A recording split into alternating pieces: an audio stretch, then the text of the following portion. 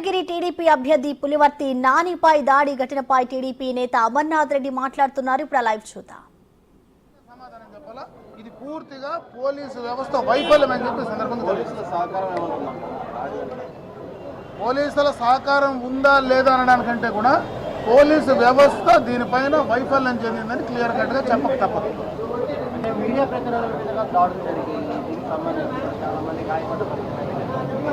Media వాళ్ళు వెళితే media వాళ్ళ పైన కూడా బడి కొట్టారు, వాళ్ళని కూడా తిరగబడ్డారు.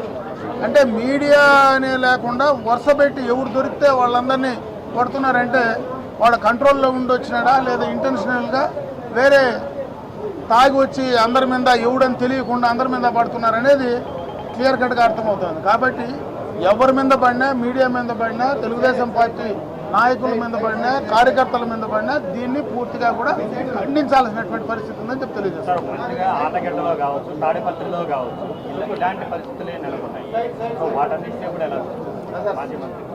ఒక్క చోట కాదు, రాష్ట్రం మొత్తం ఇదే పరిస్థితి ఉంది.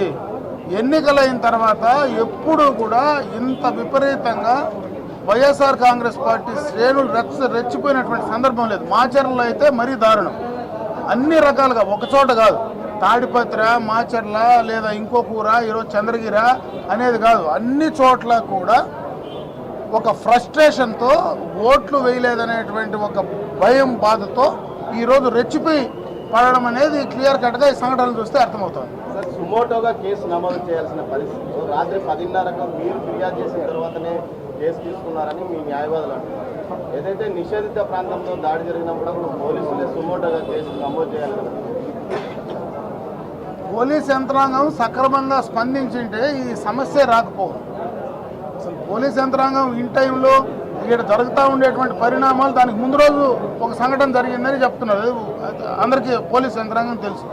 కాకపోతే మళ్ళీ అటువంటి పరిస్థితి జరుగుతుందనేది ముందుగా పోలీసు ఎందుకు ఊహించలేకపోయారనేది ఖచ్చితంగా యంత్రాంగమే సమాధానం చెప్పాలి. ఇప్పటికీ పోలీస్ యంత్రాంగం మీ పక్షపాత ధోరణితో వ్యవహరిస్తుందంటారు.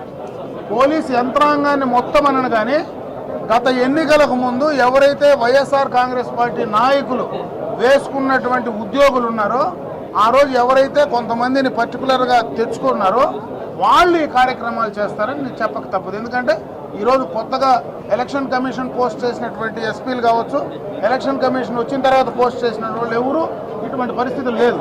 దానికి ముందు ఎవరికైతే పోస్టింగ్ ఇచ్చారో వాళ్ళ ఇంటెన్షనల్గా, అంటే ఉద్దేశపూర్వకంగా ఎవరినైతే అక్కడ వేసుకున్నారో వాళ్ళు క్లియర్ కట్గా వన్ సైడ్గా పనిచేస్తున్నారు ఈ ఎలక్షన్లని క్లియర్ కట్గా అర్థమవుతుంది. ఇంకోటి, ఏదైతే ఇప్పుడు జరిగిన దాడికి సంబంధించి పోలీసులు నిర్లక్ష్య ఫలితంగా జరిగిందంటున్నారు. ఆ సంబంధిత పోలీసు అధికారుల మీద ఏమైనా మీరు కంప్లైంట్ చేయబోతున్నారా? ఖచ్చితంగా పోలీస్ యంత్రాంగం పైన కాదు, స్పెసిఫిక్గా ఉద్దేశపూర్వకంగా ఏ పోలీసు కానీ ఏ అధికారి కానీ వన్ సైడ్గా వ్యవహరించాడో వాళ్ళపైన తప్పనిసరిగా కూడా చర్యలు తీసుకోవడానికి ఈసీ కంప్లైంట్ చేస్తాం. రేపు జూన్ 4 తర్వాత దీనిపైన ఖచ్చితంగా కూడా యాక్షన్ తీసుకోవడం జరుగుతుంది.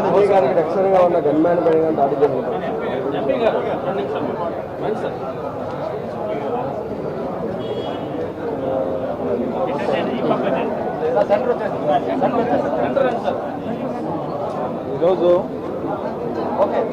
నిన్న చంద్రగిరి కంటెస్టింగ్ ఎమ్మెల్యే మీద జరిగిన దాడి అందరం ముక్తకంఠంతో